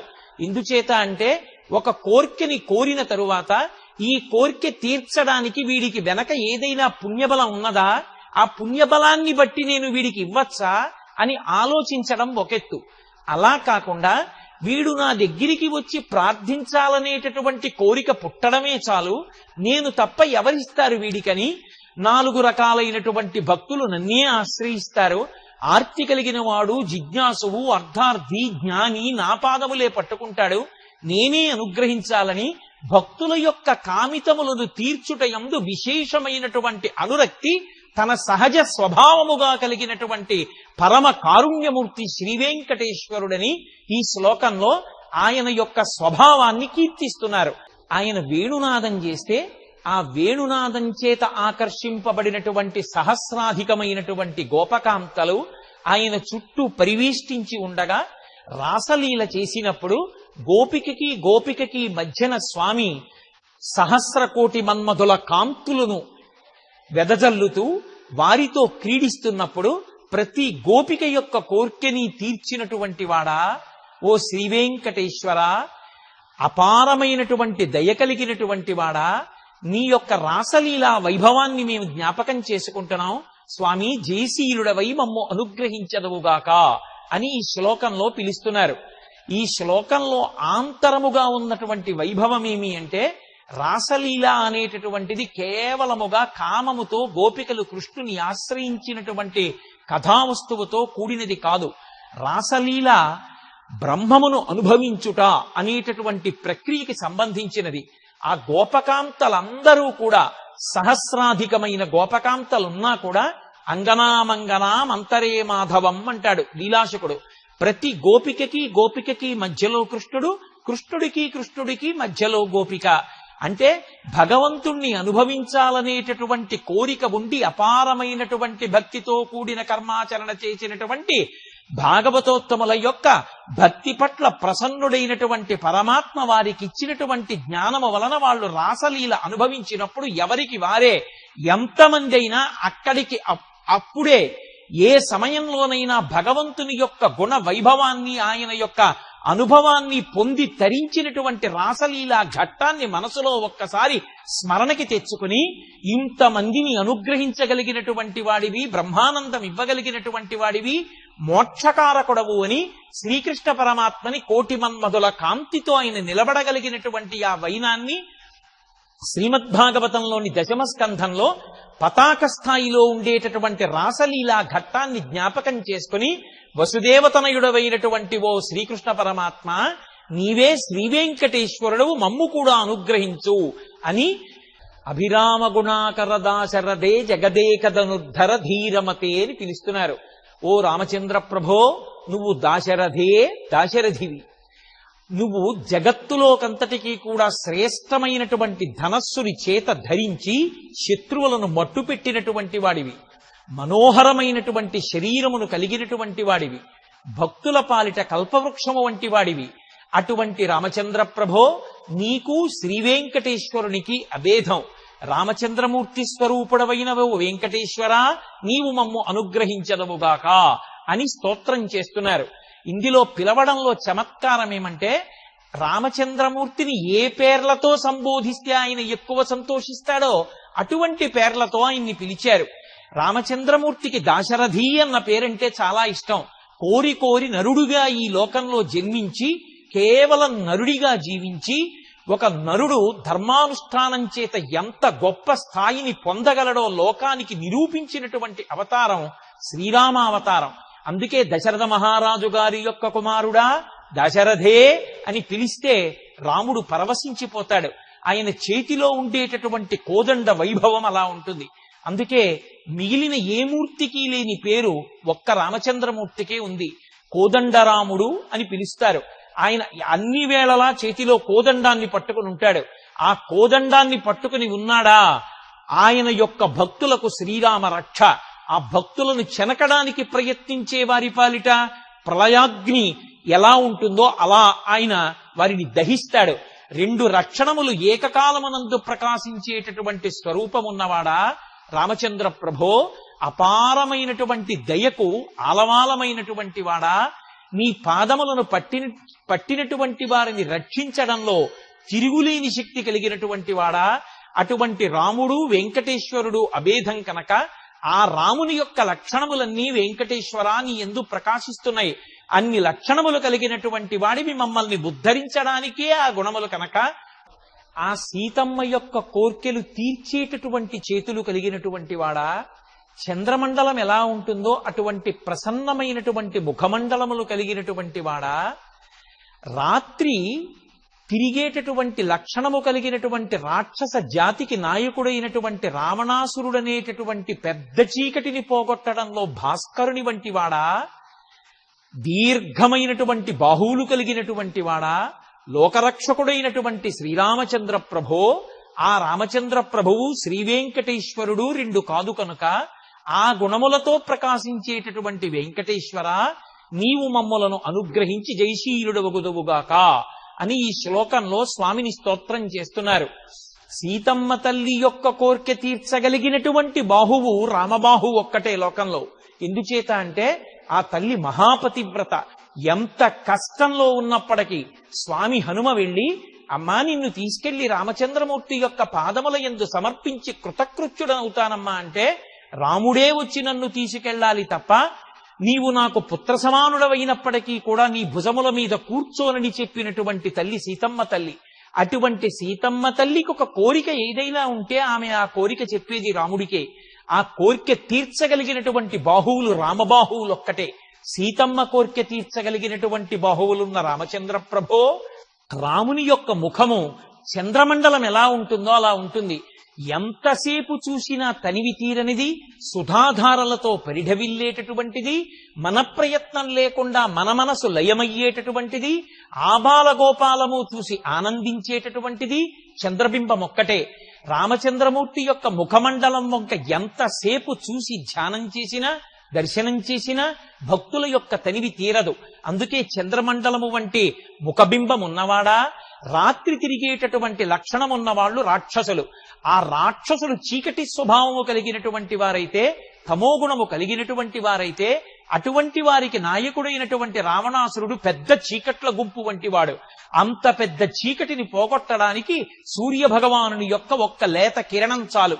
ఆ రావణాసురుడనేటటువంటి పెద్ద చీకటిని పోగొట్టడంలో సూర్యబింబం వంటి వాడా, అంటే రావణ సంహారమును అంత తేలికగా చెయ్యగలిగినటువంటి బాహుపరాక్రమము కలిగినటువంటి వాడా, ఆజానబాహు నీ యొక్క భుజముల వంక చేతుల వంక చూస్తే చాలయ్యా, భక్తులందరికీ కూడా ఆనందం కలుగుతుంది అని ఆయన యొక్క భుజములను కీర్తిస్తూ, ఆయన యొక్క వైభవాన్ని స్తోత్రం చేస్తూ, ఆయన ఎటువంటి ఆకర్షణ శక్తిని కలిగి ఉంటాడో, భక్త రక్షణ కటాక్ష శక్తిని పొంది ఉంటాడో, అటువంటి రక్షణ శక్తియే శ్రీ వెంకటేశ్వరుడి యందు కూడా ప్రకాశించి ఉంది. రాముడొక్కడు వెంకటేశ్వరుడొకడు కాదు కదా. ఆయన అనుగ్రహ శక్తి, ఆకర్షణ శక్తి, భక్తులను కటాక్షించగలిగిన శక్తి శ్రీ వెంకటేశ్వరుని యందు కూడా ద్యోతకమవుతున్నాయని పరవశించినటువంటి భాగవతోత్తములు రామచంద్రుడి గుణములను వెంకటేశ్వరుని యందు చూసి ఆయన అత్యంత సుఖములను ఇయ్యగలిగినటువంటి వాడు. భక్తజనులకు పరమ సులభముగా లభ్యమయ్యేటటువంటి గుణమును కలిగినటువంటి వాడు. తన యొక్క సోదరులైనటువంటి లక్ష్మణ భరత శత్రుఘ్నుల యొక్క అభ్యున్నతిని నిరంతరము కోరుకునేటటువంటి వాడు. రఘువంశమునకు ఎనలేని కీర్తి తెచ్చి వంశకర్త అయినటువంటి వాడు. ఆ పుట్టినటువంటి రఘువంశానికే ఎనలేని కీర్తి తెచ్చి రామచంద్రమూర్తి పుట్టినటువంటి వంశము అన్న పేరు తీసుకొచ్చి ఇచ్చినటువంటి వాడు. భక్తుల యొక్క అభీష్టములను తీర్చడంలో తనకు తానే సాటి అయినటువంటి వాడు. అటువంటి రామచంద్ర ప్రభో, నిన్ను నేను శ్రీ వెంకటేశ్వరునిగానే చూస్తున్నాను. శ్రీ వెంకటేశ్వరునకు నీకు అభేదము కదా. కాబట్టి ఆ గుణములు కలిగినటువంటి రామ, జగత్తును రక్షించడంలో అపారమైన సమర్థుడవు కనుక మమ్ములను అనుగ్రహించి కటాక్షించవలసినది అని శ్రీరామచంద్ర ప్రభువు యొక్క గుణములను వెంకటేశ్వరుని యందు దర్శనము చేసి కీర్తించినటువంటి శ్లోకం ఈ శ్లోకము. ఈ శ్లోకంలో రామాయణంలో రామచంద్రమూర్తి యొక్క వైభవాన్ని ప్రకటింపచేస్తున్నారు. ఆయన పరమభక్త సులభుడు. రామాయణంలో రామచంద్రమూర్తి ఎవరో అంతఃపురంలో ఉండేటటువంటి రాజవంశీకులకు మాత్రమే లభ్యమైనటువంటి వాడు కాడు. ఏమీ తెలియనటువంటి గుహుని దగ్గర నుండి రాక్షస వంశంలో జన్మించినటువంటి విభీషణునికి, చిట్ట చివరికి వానరులుగా జన్మించినటువంటి వానర సేనకి, అందరికీ కూడా చాలా దగ్గరగా ప్రవర్తించిన వాడు. ఎప్పుడూ ఎవరిని ఏ కారణానికి దూరం పెట్టనటువంటి వాడు. అందరిలో తాను మమేకమైనటువంటి వాడు. పూర్వభాషీచ రాఘవ, ఒకరు రాముణ్ణి పలకరించడం కాదు, రాముడే ముందు ఇతరుల్ని పలకరిస్తాడు. అంతగా అందరితో మమేకమైనటువంటి లక్షణం ఉన్నవాడు. తన తోడ పుట్టినటువంటి లక్ష్మణ భరత శత్రుఘ్నులు సుఖాన్ని పొందని నాడు ఆ సుఖములు నాకు అక్కర్లేదని చెప్పుకున్నటువంటి వాడు. సోదరుల పట్ల అంతటి ప్రేమ కలిగినటువంటి వాడు. తనని ఆశ్రయించినటువంటి భక్తుల కోర్కె తీర్చడంలో ఆయనకు ఆయనే సాటి. శ్రీరామాయణ కావ్యాన్ని పరిశీలిస్తే రామచంద్రమూర్తి చేత అనుగ్రహింపబడని వారు, రామచంద్రమూర్తి యొక్క ఉపకారాన్ని పొందని వారు ఎవ్వరూ లేరు. ఆనాటికి ఈనాటికి ఏనాటికి కొంగు బంగారమైన వాడు. ఆయన నామమే చాలు లోకములను ఉద్ధరించడానికి. అంతటి పవిత్రమూర్తి, రఘువంశానికే ఎనలేని కీర్తి తెచ్చినటువంటి వాడు. తండ్రి అయిన దశరథుడు పరవశించిపోయేటట్టుగా ప్రవర్తించినటువంటి సుగుణాభిరాముడు. ఆ రాముని నీయందు చూస్తున్నాం. స్వామి, మేము త్రేతాయుగంలో ఉన్నామో లేమో, ఆనాడు మా మాంసనేత్రాలతో రామచంద్రమూర్తిని చూడలేదు. కానీ ఓ వెంకటాచలపతి, ఈనాడు నీయందే రామచంద్ర ప్రభువుని దర్శనం చేసి ఆపాదమస్తకం, ఆ ఆజానబాహువుల్లో, ఆ వక్షస్థలంలో, ఆ ముఖ దీప్తిలో, ఆ పాదపద్మాలలో రామచంద్రమూర్తిని చూసి మేం పరవశించిపోతున్నామని, నాకు వెంకటేశ్వరుడి కన్నా వేరొక దైవము లేనే లేడు. వినా వెంకటేశం ననాథో ననాథ, నాకు వేరొక నాథుడు లేడు. సదా ఎల్లప్పుడూ నేను ఆ శ్రీ వెంకటేశ్వరుని నామమును స్మరిస్తూ ఉంటాను. నాకు దిక్కైన వాడా, నాకు నాథుడవైనటువంటి వాడా, నన్ను రక్షించవలసిన వాడా, నా యొక్క యోగక్షేమములను చూడడం కర్తవ్యముగా కలిగినటువంటి వాడా, శ్రీవేంకటేశ్వర, నా తప్పులను మన్నించి నన్ను అనుగ్రహించి నన్ను అభ్యున్నతి పథంలో నడిపించి నా కామితములను ఈడేర్చి నాకు ధార్మికమైన జీవనమును ఒసగి నన్ను కాపాడవలసింది అని పరమ ధృతితో పట్టుదలతో ఆ స్వామి పట్ల తనకున్న అచంచలమైనటువంటి భక్తి ప్రకటనం చేసినటువంటి అటువంటి నిన్ను దర్శించి నీకు సేవ చెయ్యాలనేటటువంటి సాత్వికమైనటువంటి బుద్ధితో ఎక్కడో దూరంగా ఉండేటటువంటి నేను ఇంత ప్రయాణం చేసి వచ్చి నీ దివ్యమంగళమూర్తిని దర్శించి సేవించి ఆనందిస్తున్నాను.